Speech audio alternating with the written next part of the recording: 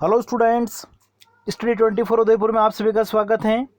आज के इस वीडियो में हम एनसीईआरटी का जो सिलेबस है क्लास 12th का, उसकी हमारी जो बुक है भारतीय अर्थव्यवस्था या भारत का जो आर्थिक विकास है उससे संबंधित हमारा जो चैप्टर 2 है, इसके 3 वीडियो हम पिछले पढ़ चुके हैं। आज हम इसका जो नेक्स्ट पार्ट है, जो भारत का कृषि का विकास है 1950 से 90 की समयावधि में, जिसमें हरित क्रांति के बारे में आज के इस वीडियो में हम डिस्कस करने वाले हैं। पिछले 3 वीडियो में हम भारत जब स्वतंत्र हुआ था उसके बाद में भारत ने अपने आर्थिक विकास के लिए कौन सा मार्ग चुना था, जैसे मिश्रित अर्थव्यवस्था, आर्थिक प्रणाली के कौन कौन से प्रकार होते हैं, फिर अर्थव्यवस्था के जो प्रकार हैं पूंजीवादी अर्थव्यवस्था, समाजवादी और मिश्रित अर्थव्यवस्था, और भारत के द्वारा अपना जो आर्थिक विकास उसको करने के लिए मिश्रित अर्थव्यवस्था का मार्ग चुना गया था। और सरकार जो है वो इसके लिए विभिन्न प्रकार की योजनाएं बनाती हैं। योजना आयोग की स्थापना की गई थी। योजना क्या होती हैं, और भारत में जो योजनाओं का निर्माण किया गया है, पंचवर्षीय योजनाओं का जो निर्माण किया गया है, उसके निर्माता कौन थे, जैसे पीसी महलनोबिस। और फिर योजना आयोग के स्थान पर जैसे वर्तमान समय में नीति आयोग कार्य कर रहा है। फिर जो पंचवर्षीय योजनाएं थी उनके कौन कौन से लक्ष्य या उद्देश्य निर्धारित किए गए थे, 4 उद्देश्य जो निर्धारित किए गए थे उनके बारे में भी हमने डिस्कस किया था। उसके बाद में नेक्स्ट जो तीसरा वीडियो आया था उसमें हमने कृषि क्षेत्र की क्या स्थिति थी उसके बारे में हमने डिस्कस किया था कि भारतीय अर्थव्यवस्था में कृषि का क्या महत्व है, कृषि की कौन कौन सी प्रमुख समस्याएं थी। समस्याओं के साथ साथ में जब स्वतंत्र हुआ था तो विभिन्न जो योजना काल थे, ठीक है, प्रथम पंचवर्षीय योजना से लेकर 7 जो पंचवर्षीय योजनाएं हैं, उस योजना काल में कृषि पैदावार को बढ़ाने के लिए कौन कौन से प्रोग्राम है वो चलाए गए हैं। उनमें से हमने भूमि सुधार कार्यक्रम जो हैं उसके बारे में हम डिस्कस कर चुके हैं। भूमि सुधार कार्यक्रमों में जैसे जो जमींदारी प्रथा है उसको हटाने का, दूर करने का प्रयास किया गया था, और उसके बाद में भूमि की जो अधिकतम सीमा है वो निर्धारित की गई थी। इनके बारे में हम पिछले वीडियो में डिस्कस कर चुके हैं। अगर आपने नहीं देखे हैं तो डिस्क्रिप्शन में उसका आपको लिंक मिल जाएगा, वहां से जाके पिछले तीनों वीडियो आप देख सकते हैं। आज के इस वीडियो में हम इसका जो अगला हमारा पार्ट है कृषि से संबंधित है, हरित क्रांति। तो आज के इस वीडियो में हम हरित क्रांति के बारे में डिस्कस करेंगे। देखिए, भारत जब स्वतंत्र हुआ था तो उसके बाद में भारत की जो प्रथम पंचवर्षीय योजना है 1951 से लेकर 56 में, तो इस प्रथम पंचवर्षीय योजना में कृषि उत्पादन जो बढ़ाने के लिए प्रयास किया गया था। मुख्य रूप से जो फोकस था प्रथम पंचवर्षीय योजना का वो एक तरह से क्या था, जो आधारभूत संरचना है, मुख्य रूप से जो कृषि है उसका विकास करना। लेकिन 1965 से पहले की अगर हम बात करें या 1965 तक की अगर हम बात करें तो कृषि उत्पादन में एक तरह से वृद्धि नहीं हो पाई थी। जितनी आशा थी उतनी वृद्धि नहीं हो पाई थी। और स्वतंत्र होने के बाद में भी हम 1965 तक लगभग 15-20 वर्षों तक जो हमारे खाद्यान्न थे, अनाज थे, उसके लिए हमको विदेशों के ऊपर निर्भर रहना पड़ता था। हमको खाद्यान्न जो है वो यूएसए, अमेरिका से आयात करना पड़ता था। हम हरित क्रांति, ग्रीन रिवॉल्यूशन के बारे में बात करेंगे।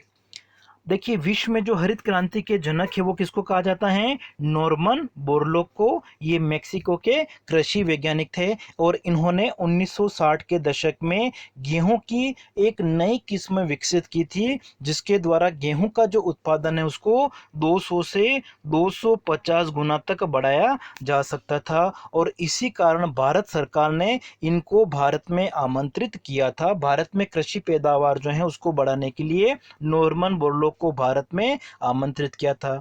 फिर क्या हुआ था कि जो भारत के कृषि वैज्ञानिक थे डॉक्टर एम.एस. स्वामीनाथन, इन्होंने नॉर्मन बोरलॉग ने जो गेहूं की किस्म विकसित की थी उसमें कुछ कमियां थी, उन कमियों को दूर करके गेहूं की एक नई किस्म जो है विकसित की थी, शरबती सोना और पूसा लरमा। इसलिए भारत में हरित क्रांति के जो जनक है वो किसको कहा जाता है, डॉक्टर एम.एस. स्वामीनाथन को।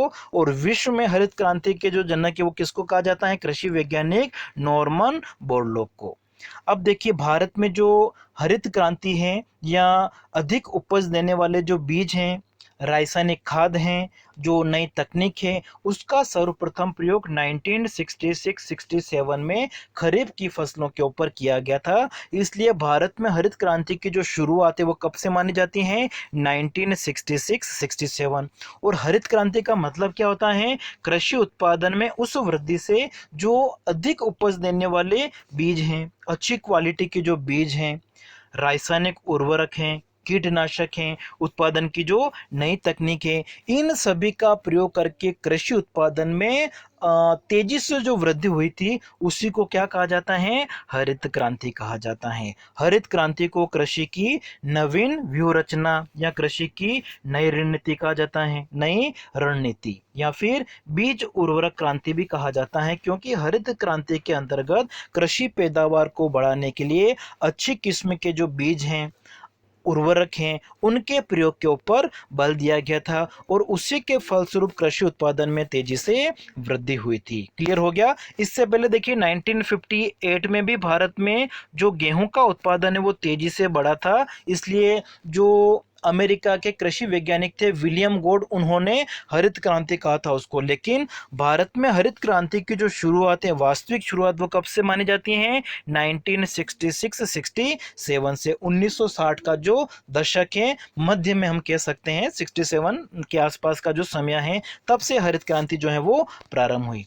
अब देखिए हरित क्रांति जो है उसको भारत में हम 2 चरणों में विभाजित कर सकते हैं, प्रथम चरण और दूसरा है द्वितीय चरण। हमारी जो एनसीईआरटी की बुक है उसमें प्रथम चरण की जो समयावधि है वो 1960 का जो दशक है उसके मध्य से लेकर 1970 के दशक के मध्य तक दे रखी हैं, जबकि कुछ अर्थशास्त्री जो हैं वो 1960 के मध्य दशक से लेकर 1990 का जो दशक है, 1990 का जो मध्य दशक है, तब तक वो प्रथम चरण कहते हैं, और उसके बाद का जो वर्ष है उसको क्या कहा जाता है? द्वितीय चरण कहा जाता है। तो हमारी एनसीईआरटी की बुक के हिसाब से अगर हम देखें तो प्रथम चरण जो क्या है हमारा, केंद्रीकरण का चरण कहा जाता है, और इसकी समयावधि क्या है? 1960 के दशक के मध्य से लेकर 1970 का जो दशक है मध्य, उसे मतलब 1966 से लेकर हम कह सकते हैं 75 या 76 तक के जो आसपास की जो समयावधि है वो प्रथम चरण कहलाता है। और प्रथम चरण को एक तरह से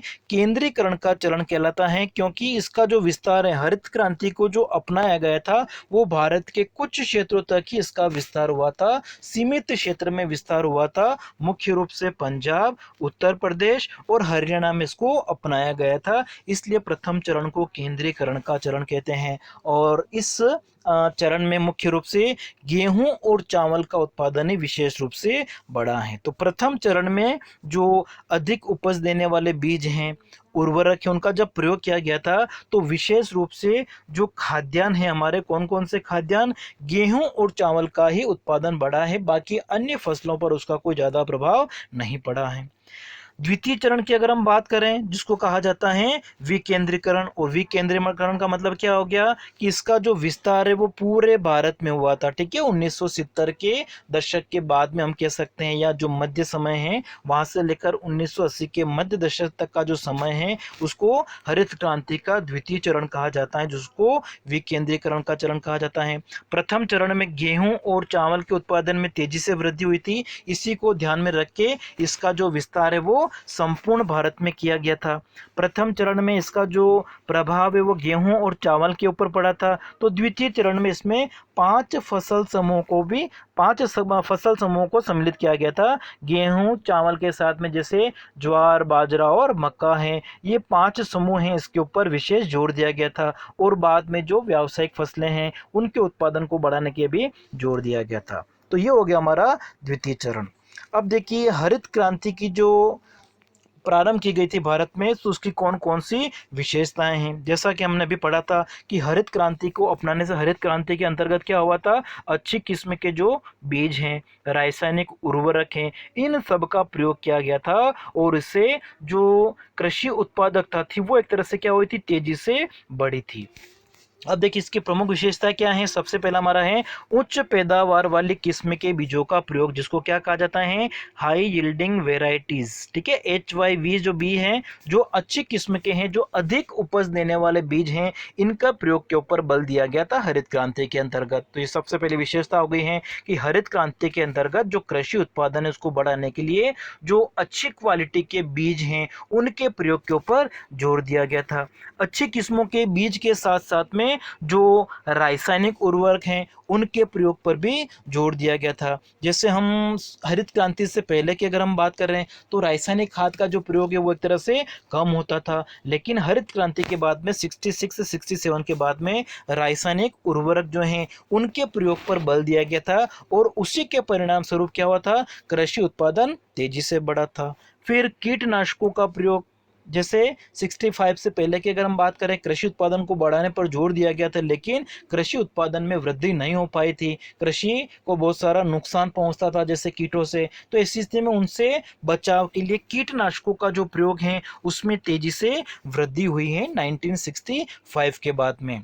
नेक्स्ट हमारा है कृषि में यंत्रीकरण, कि कृषि में अच्छी किस्म के बीजों का प्रयोग कर लिया जाए, रासायनिक उर्वरक का प्रयोग कर लिया जाए, कीटनाशकों का प्रयोग करने के बाद में जो अच्छी टेक्नोलॉजी होती है, नई नई जो मशीनरी होती हैं, उनके प्रयोग पर भी बल दिया गया था। जैसे ट्रैक्टर का अगर हम प्रयोग करते हैं, ठीक है, सिंचाई के जो साधन हैं उनका अगर प्रयोग किया जाए, तो कृषि में अगर यंत्रों का प्रयोग किया जाता है तो कम समय में अधिक उत्पादन किया जा सकता है। तो कृषि में यंत्रीकरण को बढ़ावा दिया गया था, जिससे श्रम जो है, ठीक है, लोगों का जो प्रयोग है वो एक तरह से कम होता है। फिर है सिंचाई सुविधाओं का विस्तार, कि हरित क्रांति के फलस्वरूप क्या हुआ था, वस्तु का उत्पादन बढ़ाने के लिए, कृषि उत्पादन बढ़ाने के लिए सिंचाई सुविधाओं का विस्तार किया गया था। पहले सिंचाई जो एक तरह थी वो मानसून के ऊपर निर्भर होती थी, लेकिन 65 के बाद में कृषि क्षेत्र में सिंचाई बढ़ाने के लिए नहरें हैं, जैसे नलकूप हैं, इनकी इस तरह एक तरह से स्थापना की गई थी, और ये सारी सुविधाएं मिलने से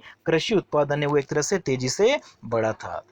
अब देखिए, जब भारत के द्वारा हरित क्रांति को अपनाया गया था तो हरित क्रांति से एक तरह से क्या क्या प्रभाव पड़ा है। तो सबसे पहला जो हमारा वो है विक्रय अधिशेष की प्राप्ति। अब देखिए, विक्रय अधिशेष का मतलब क्या होता है, स्वतंत्रता के बाद की अगर हम बात करें या 65 से पहले की अगर हम बात करें, तो कृषकों के द्वारा कृषि उत्पादन जो किया जाता था, जितना भी उत्पादन किया जाता था वो सारा एक तरह से प्रयोग में ले लिया जाता था, और हमारी जो आवश्यकताएं वो उस उत्पादन से पूरी नहीं हो पाती थी। इसके लिए हमको क्या करना पड़ता था, दूसरे देशों से खाद्यान्नों का आयात करना पड़ता था। लेकिन हरित क्रांति अपनाने के बाद में क्या हुआ था, कि किसानों के द्वारा जो उत्पादन किया जा रहा है उसमें तेजी से वृद्धि हुई थी, और उपभोग करने के बाद में भी बाजार में एक तरह से किसानों के पास में अतिरिक्त कृषि उत्पादन बचा रह जाता था, जिसको वो क्या करते थे, मार्केट में बेचते थे। तो ये जो अतिरिक्त उत्पादन है, ठीक है, अपनी आवश्यकताओं को पूरा करने के बाद में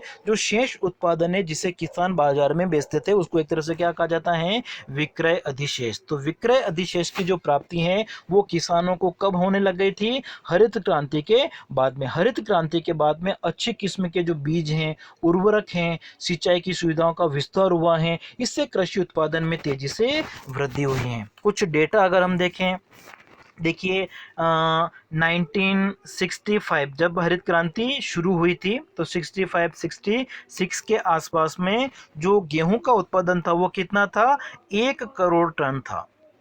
ठीक है, जो बढ़कर कितना हो गया है, जैसे हम लेटेस्ट डेटा अगर देखें 2013-14 के भी अगर देखें, तो जो ये उत्पादन है 1 करोड़ से बढ़कर कितना हो गया, 9 करोड़ हो गया। इसका मतलब गेहूं का जो उत्पादन है वो तेजी से बढ़ा है, साथ ही साथ उसकी जो प्रति हेक्टेयर उत्पादकता है, जैसे 66 में प्रति हेक्टेयर उत्पादकता जो थी गेहूं की वो कितनी थी, 851 किलोग्राम प्रति हेक्टेयर थी, जो बढ़कर कितनी हो गई हैं, 3000 से भी ज़्यादा हो गई हैं वर्तमान समय में। तो इस तरीके से हम कह सकते हैं कि जो गेहूं का उत्पादन है वो तेजी से बढ़ा है, प्रति हेक्टेयर उत्पादकता भी बढ़ी है, उर्वरकों का प्रयोग बढ़ा है, सिंचाई का प्रयोग बढ़ा है, जिससे किसानों को विक्रय अधिशेष की प्राप्ति हुई है। खाद्यान्नों का बफर स्टॉक या उत्पादकता में वृद्धि, जैसा कि अभी हमने देखा था कि हरित क्रांति से पहले जो गेहूं का उत्पादन था वो कितना था, और हरित क्रांति के बाद में गेहूं का जो उत्पादन है वो 1 करोड़ से बढ़कर जैसे वर्तमान समय में 9-10 करोड़ के आसपास हो गया है। तो इस तरीके से हम कह सकते हैं कि खाद्यान्नों का जो उत्पादन है वो तेजी से बढ़ा है। साथ ही साथ खाद्यान्नों पर आत्मनिर्भरता और कीमतों में स्थिरता। 1965 से पहला अगर हम कहें हरित क्रांति अपनाने से पहले, तो हम खाद्यान्नों के ऊपर विदेशों के ऊपर निर्भर रहते थे। अमेरिका से हमको खाद्यान्नों का आयात करना पड़ता था। लेकिन हरित क्रांति के बाद में जब खाद्यान्नों का जो बफर स्टॉक है, उत्पादकता में वृद्धि हुई है, तो इससे भारत एक तरह से क्या हो गया, खाद्यान्नों में आत्मनिर्भर हो गया। और उत्पादन बढ़ने से इनकी जो कीमतें हैं वो भी एक तरह से कमी होना प्रारंभ हो गई थी और एक समय बाद में इनमें स्थिरता आ गई है। नेक्स्ट हमारा है किसानों की आय में वृद्धि। तो हरित क्रांति से कृषि उत्पादन में तेजी से वृद्धि हुई, जिससे किसानों के पास में विक्रय अधिशेष, जिसको वो बाजार में बेचते थे और उनको आय की प्राप्ति होती थी। किसानों को आय की प्राप्ति हुई है। फिर हरित क्रांति के बाद में क्या हुआ था, उर्वरकों का जो प्रयोग है उसमें भी एक तरह से वृद्धि हुई है। सिंचाई सुविधाओं का विस्तार हुआ है। तो ये सारे जो प्रभाव है वो हरित क्रांति के कारण ही पड़े हैं। अब देखिए हरित क्रांति की कुछ सीमाएं भी हैं कि हरित क्रांति का जो प्रभाव है मुख्य रूप से अनाजों, जो खाद्यान्न है, गेहूं और चावल है, इनकी फसलों तक ही सीमित रहा है। जो व्यावसायिक फसलें होती हैं, वाणिज्यिक फसलें हैं, उनका उत्पादन बढ़ाने में हरित क्रांति सफल नहीं हो पाई हैं। फिर इससे असमानता में वृद्धि हुई है। हरित क्रांति का जो मुख्य रूप से प्रभाव पड़ा है वो किसके ऊपर पड़ा है, जो बड़े बड़े किसान हैं वो एक तरह से इसके ऊपर ज़्यादा प्रभाव पड़ा है। छोटे किसानों के ऊपर इसका जो प्रभाव है वो कम पड़ा है। तो बड़े किसान जो है उनकी आय तेजी से बढ़ी है, तो असमानता फैल गई है। क्षेत्रीय असमानता में वृद्धि, कि जो हरित क्रांति है उससे उत्पादन कुछ क्षेत्रों तक, जैसे कि पंजाब है, हरियाणा है, उत्तर प्रदेश है, इन क्षेत्रों में ज़्यादा इसका प्रभाव पड़ा है। इससे क्या हुआ, क्षेत्रीय असमानता में वृद्धि होगी। हरित क्रांति से क्या हुआ, उत्पादन में मात्रात्मक वृद्धि हुई है, लेकिन उस उत्पादन की जो गुणवत्ता है उसमें एक तरह से गिरावट आ गई है, क्योंकि रासायनिक उर्वरकों का प्रयोग करने से जो पौष्टिकता थी वो एक तरह से अनाज में धीरे धीरे कम हो गई है। इससे पर्यावरण को नुकसान पहुंचा है कि हरित क्रांति में रासायनिक उर्वरकों का प्रयोग हुआ। रासायनिक उर्वरकों का प्रयोग होने से मिट्टी में जो पोषक गुण थे वो धीरे धीरे समाप्त होने लग गए, तो पर्यावरण को इससे नुकसान पहुंचा है। और फिर वाणिज्यिक फसलों का जो उत्पादन है उसको बढ़ाने में हरित क्रांति सफल नहीं हो पाई है। हरित क्रांति से केवल जो हमारे खाद्यान्न है, गेहूं और चावल, इन्हीं का उत्पादन बढ़ा है। अब देखिए इसमें हमारा एक टॉपिक एक और है बुक में, कि कृषकों को आर्थिक सहायता, सहायकी, या इंग्लिश में जिसको हम कहते हैं सब्सिडी, तो ये सब्सिडी मिलनी चाहिए या नहीं मिलनी चाहिए, इसके बारे में भी जो विद्वान हैं, अर्थशास्त्री, उनके अलग अलग विचार हैं। कुछ अर्थशास्त्री कहते हैं कि किसानों को सब्सिडी जो है, आर्थिक सहायता, वो मिलनी चाहिए, और कुछ अर्थशास्त्री कहते हैं कि इनको नहीं मिलनी चाहिए। सबसे पहले अगर हम आर्थिक सहायता की बात करें, सहाय की बात करें, सब्सिडी का मतलब क्या होता है कि जो किसान हैं वो फसलों का उत्पादन करते हैं, वो कृषि उपकरण खरीदते हैं, मशीनों को खरीदते हैं, बीज उर्वरक खरीदते हैं, तो इनको खरीदने के लिए सरकार के द्वारा आर्थिक सहायता, अनुदान, सब्सिडी दी जानी चाहिए या नहीं दी जानी चाहिए। तो क्लियर हो गया। कृषि सहायकी का मतलब क्या हो गया, तो किसानों के द्वारा जो उर्वरक खरीदे जा रहे हैं, अच्छी किस्म के जो बीज खरीदे जा रहे हैं, या इन सबको मिला के हम क्या कह सकते हैं, आगत कह सकते हैं। तो इन आगतों को खरीदने के लिए जब सरकार के द्वारा आर्थिक सहायता दी जाती है, कुछ राशि जो है वो सरकार के द्वारा दी जाती है। माना कि एक मशीनरी का जो मूल्य वो कितना है, 1000 रुपये है। इसको खरीदने में माना कि किसान को लगता है कि महंगा है, तो सरकार क्या करती है, 600 रुपये की सहायता माना कि सरकार ने कर दी है। इसका मतलब ये जो 600 रुपये वो क्या है, आर्थिक सहायता है। अब किसानों को इसको खरीदने के लिए कितने रुपए देने, केवल 400 रुपये देने हैं। ठीक है, 600 प्लस 400, 700 रुपये जो है वो सरकार ने वहन कर लिए। दिए एक तरह से क्या हो गई है, आर्थिक सहायता। तो आर्थिक सहायता जो है किसानों को उपलब्ध कराई जाती है, अच्छी जो तकनीकी हैं उसको खरीदने के लिए, या जो उर्वरक हैं उनको खरीदने के लिए। तो इनके बारे में अर्थशास्त्रियों में मतभेद हैं। कुछ अर्थशास्त्री क्या कहते हैं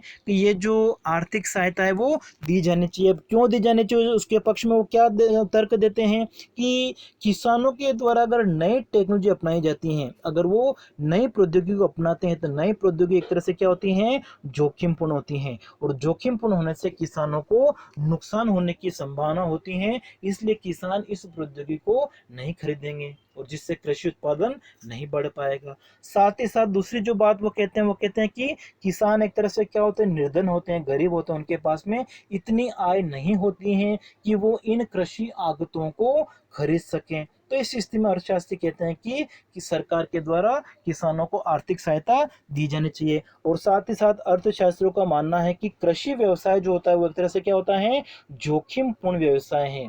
कृषि उत्पादन में एक तरह से अनिश्चितता होती है। सामान्यतः भारत में जो कृषि होती है वो मानसून पर अत्यधिक निर्भर है, और इसी कारण से कृषि उत्पादन कभी अधिक हो जाता है, कभी कम हो जाता है। इसलिए किसान एक तरह से क्या है, निर्धन है। तो इन अर्थशास्त्रियों का मानना है कि सरकार के द्वारा किसानों को आर्थिक सहायता दी जानी चाहिए। और क्यों दी जानी चाहिए, उसकी ये कारण बताते हैं कि नए प्रौद्योगिकी अपनाना जोखिमपूर्ण होता है, किसान गरीब होते हैं, निर्धन होते हैं, उनके पास में पर्याप्त आय नहीं होती है, और कृषि जो है वो एक तरह से क्या है, जोखिमपूर्ण व्यवसाय है, उसमें जोखिम पाई जाती है, रिस्क होती हैं।